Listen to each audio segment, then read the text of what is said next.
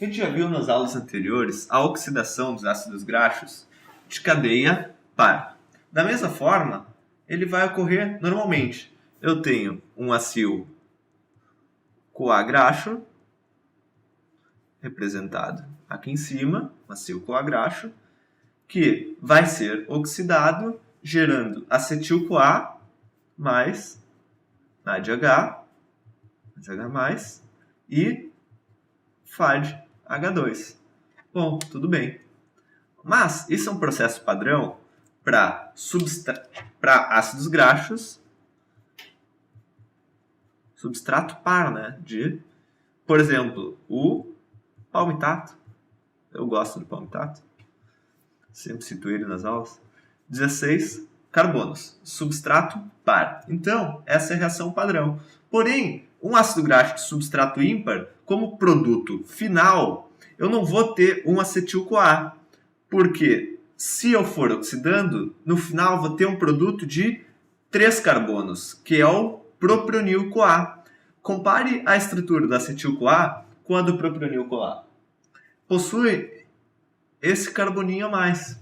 Então, como produto final em um ácido graxo ímpar, se tivesse 17 carbonos, por exemplo, eu teria o propionil-CoA.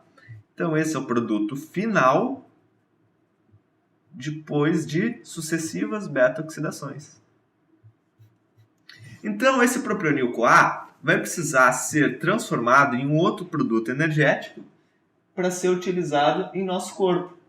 Esse produto energético é o succinil-CoA.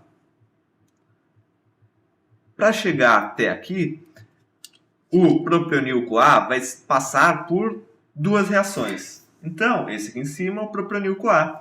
Ele precisa ser transformado em um produto de 4 carbonos, que é o succinil-CoA, que vai ser jogado para o nosso ciclo de Krebs. Então, como que ocorre isso? Primeiramente, o propionil-CoA vai ser adicionado ao propionil-CoA um carbono proveniente do CO2. Essa reação é feita por uma enzima carboxilase, que faz a carboxilação do produto. As carboxilases, em geral, utilizam a biotina como cofator enzimático. A biotina também é chamada de B7, vitamina H, B8. Isso mudou conforme a história. Mas biotina é mais utilizado. Então, vai ser adicionado um carboninho a ele, ficando da seguinte forma, da mesma forma, com o meu carbono utilizado aqui embaixo, né? Ressonância. Tudo bem. Esse aqui é chamado de metil-malonil-CoA. O metil-malonil-CoA, por sua vez, vai sofrer uma mudança na sua estrutura. Esse carboninho que está aqui vai se dirigir para cá. As mudanças na estrutura interna das substâncias são feitas por enzimas chamadas de mutases.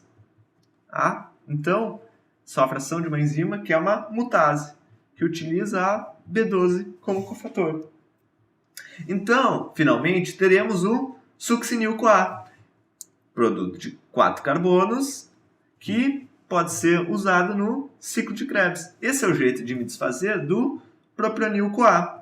Porém, há problemas relacionados com a oxidação do ácido graxo de cadeia ímpar. São raros, sim, mas devem ser citados, porque eles causam problemas no sistema nervoso central e periférico. São chamadas as acidoses. Acidoses são basicamente duas, pelo acúmulo de substratos no meio dessas reações.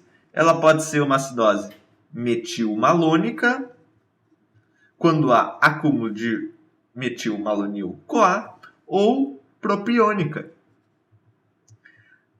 Como que ocorre a acidose metilmalônica? Ela pode ser por uma deficiência de B12. Se eu não tenho B12, a mutase não cumpre seu papel. Logo, essa reação aqui não vai acontecer pela deficiência de B12, por exemplo. Se essa reação não ocorre, haverá acúmulo de metilmalonil-CoA, gerando a acidose metilmalônica. O acúmulo de metilmalonil-CoA vai inibir a reação de formação do metilmalonil-CoA por feedback. Então, se eu tenho uma deficiência de B12, eu também tenho um acúmulo de propionil-CoA por feedback. Deficiência de B12.